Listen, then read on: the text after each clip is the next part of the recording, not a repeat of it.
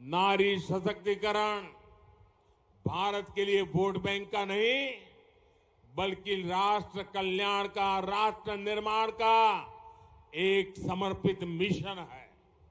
हमने देखा है कि पहले अनेक सरकारें आई गई, हमारी बहनों को लोकसभा और संसद में 33% आरक्षण के झूठे वादे करके बार बार वोट मांगे गए, लेकिन संसद में साजिश करके कानून बनाने से रोका गया, बार बार रोका गया। लेकिन मोदी ने बहनों को गारंटी दी थी, और मोदी की गारंटी यानी हर गारंटी के पूरा होने की गारंटी। आज नारी शक्ति वंदन अधिनियम एक सच्चाई बन चुका है। मैं इस सभा में और आगे के लिए भी मैं चाहूंगा अपनी ये विकास की गाथा में हमारी मातृशक्ति की भागीदारी और ज्यादा बढ़े और प्रगति का रास्ता खुले, उसी दिशा में हमने आगे जाना है।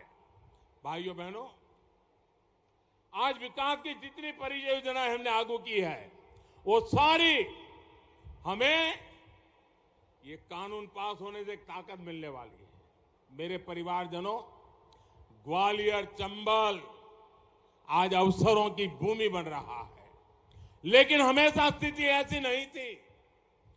जो कई कई दशकों तक सरकार में रहे उसके नेता आज यहां बड़ी बड़ी बातें करते हैं। इनका ट्रैक रिकॉर्ड क्या है? जो हमारे युवा साथी हैं, जो फर्स्ट टाइम वोटर्स हैं, उन्होंने तो अपने पूरे जीवन में सिर्फ भाजपा का सरकार ही देखी है। उन्होंने तो एक प्रगतिशील मध्य प्रदेश देखा है। विरोधी दलों के जो ये बड़बोले नेता हैं, इनको कई दशकों तक मध्य प्रदेश में शासन का मौका मिला था। उनके शासनकाल में ग्वालियर, चंबल में अन्याय और अत्याचार ही फला फूला। उनके शासन में सामाजिक न्याय हाशिए पर था। तब कमजोर की, दलित और पिछड़े की सुनवाई नहीं होती थी। लोग कानून अपने हाथ में लेते थे। सामान्य जन का सड़क पर आना जाना मुश्किल हो गया था। बहुत परिश्रम के हमारी सरकार इस क्षेत्र को आज की स्थिति तक पहुंचा पाई है। अब यहां से हमें पीछे नहीं देखना है। मध्य प्रदेश के लिए अगले 5 साल बहुत अहम है। आज देखिए, ग्वालियर में नया एयरपोर्ट टर्मिनल बन रहा है, एलिवेटेड रोड बन रही है, जहां 1000 बेड का नया अस्पताल बना है, नया बस अड्डा, आधुनिक रेलवे स्टेशन, नए स्कूल, कॉलेज, एक के बाद एक पूरे ग्वालियर की तस्वीर बदल रही है। ऐसे ही हमें पूरे मध्य प्रदेश की तस्वीर बदलनी है, और इसलिए यहां डबल इंजन की सरकार जरूरी है। साथियों, आधुनिक इंफ्रास्ट्रक्चर से जीवन सुगम तो होता ही है, ये समृद्धि का भी रास्ता है। आज ही जाबवा, मंदसौर और रतलाम को जोड़ने वाली 8 लेन के एक्सप्रेसवे का भी लोकार्पण हुआ है। पिछली शताब्दी का मध्य प्रदेश 2 लेन की अच्छी सड़कों के लिए भी तरसता था। अब आज एमपी में 8 लेन के एक्सप्रेसवे बन रहे हैं। इंदौर, देवास और हरदा को जोड़ने वाली 4 लेन सड़क पर भी आज काम शुरू हुआ है। रेलवे के ग्वालियर से सुमावली सेक्शन को ब्रॉडगेज में बदलने का काम भी पूरा कर लिया गया है। अभी इस पर पहली ट्रेन को हरी झंडी भी दिखाई गई है। कनेक्टिविटी के इन सभी कार्यों से क्षेत्र को बहुत बड़ा लाभ होने वाला है। साथियों, आधुनिक इंफ्रास्ट्रक्चर और अच्छी कानून व्यवस्था से किसान हो या फिर उद्योग, व्यापार, कारोबार, सब फलते फूलते हैं। जहां विकास विरोधियों की सरकार आती है, वहां ये दोनों सिस्टम चरमरा जाते हैं। आप राजस्थान में देखिए, सरेआम गले काटे जाते हैं और वहां की सरकार देखती रहती है। ये विकास विरोधी लोग जहां जाते हैं वहां तुष्टीकरण भी आता है। इससे गुंडे, अपराधी, दंगाई और भ्रष्टाचारी बेलगाम हो जाते हैं। महिलाओं पर, दलित, पिछड़े, आदिवासियों पर अत्याचार बढ़ते हैं।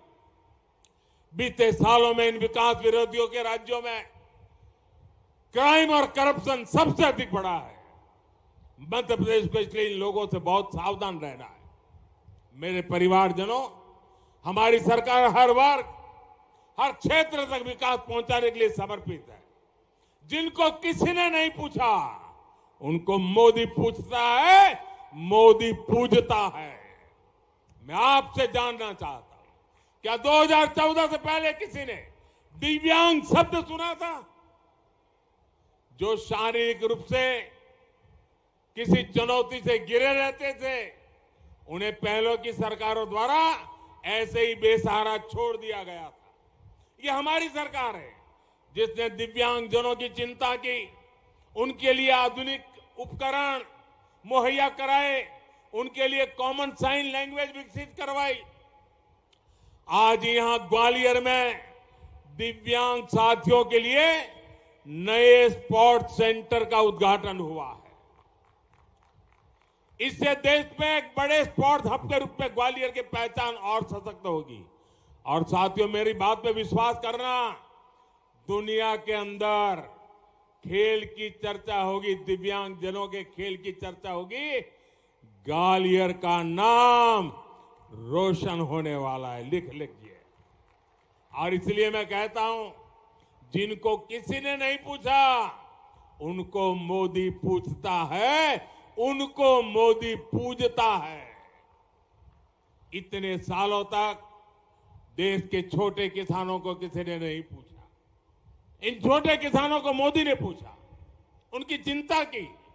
पीएम किसान सम्मान निधि के माध्यम से देश के हर छोटे किसान के खाते में अब तक 28,000 रुपये हमारी सरकार ने भेजे हैं। हमारे देश में 2.5 करोड़ छोटे किसान ऐसे हैं जो मोटा अनाज उगाते हैं। मोटा अनाज उगाने वाले छोटे किसानों की भी पहले किसी ने चिंता नहीं की। ये हमारी सरकार है जिसने मोटे अनाज को श्री अन्न की पहचान दी है, उसे दुनिया भर के बाजारों में ले जा रही है। साथियों, हमारी सरकार की इसी भावना का एक और बड़ा प्रमाण पीएम विश्वकर्मा योजना है। हमारे कुम्हार भाई बहन, लोहार भाई बहन, सुतार भाई बहन, सुनार भाई बहन, मालाकार भाई बहन, दर्जी भाई बहन, धोबी भाई बहन, जूते बनाने वाले भाई बहन, बाल काटने वाले भाई बहन, ऐसे काम करने वाले लोगों के लिए अनेक साथी हमारे जीवन के महत्वपूर्ण स्तंभ रहे। इनके बिना जीवन की कल्पना भी असंभव है।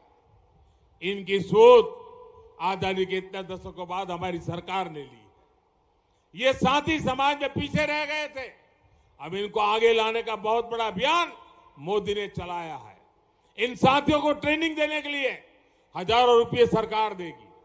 आधुनिक 15,000 भी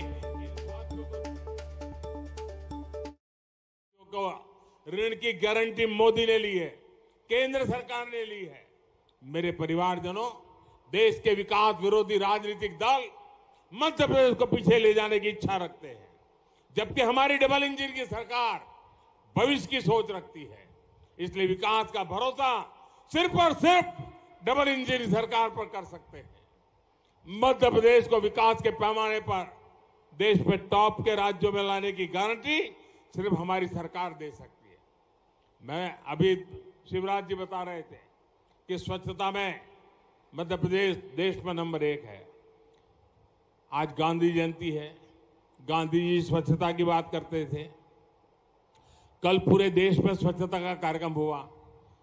एक भी कांग्रेसी को आपने स्वच्छता करके देखा क्या? स्वच्छता करने के लिए अपील करते देखा क्या? क्या मध्य प्रदेश का स्वच्छता में नाम नंबर 1 हुआ है? ये भी कांग्रेस वालों को पसंद नहीं है। वो मध्य प्रदेश का क्या भला करेंगे भैया? ऐसे लोगों पर भरोसा कर सकते हैं क्या? और इसलिए मैं आप सबसे आग्रह करता हूं भाइयों बहनों, विकास की इस रफ्तार को आगे बढ़ाना है, बहुत तेजी से बढ़ाना है।